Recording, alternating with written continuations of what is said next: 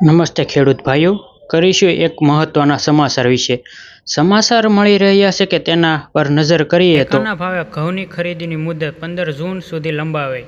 શુક્રવારના ઉનાળુ રવિ સિઝન દરમિયાન ખેડૂતોને ઘઉંની પોષણક્ષમ ભાવ મળી રહે તે માટે ટેકાના ભાવે ખરીદી શરૂ કરાઈ હતી, જેના લાભ મહત્તમ ખેડૂતોને મળી રહે તે માટે ખરીદીની સમય મર્યાદામાં 1 માસ વધારો કરવાનો નિર્ણય લેવાયો છે. રવિ માર્કેટિંગ સિઝન 2026-27 અંતર્ગત ખેડૂતોને નોંધણી કરવાનો અપીલ.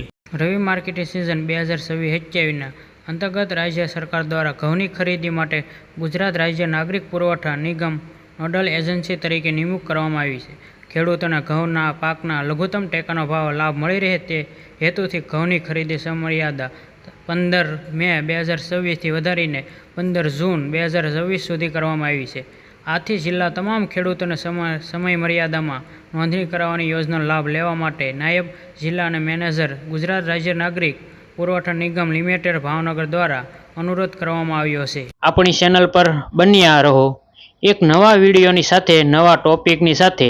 પરંતુ મિત્રો, જો આ વિડીયો તમને ગમ્યો હોય તો વિડીયોને એક લાઇક, એક શેર, એક કોમેન્ટ અને એક મિત્રો ચેનલને સબસ્ક્રાઈબર કરવાનું ના ભૂલતા. આવા તમારા માટે રોજે રોજ નવી માહિતી આપણે લાવતા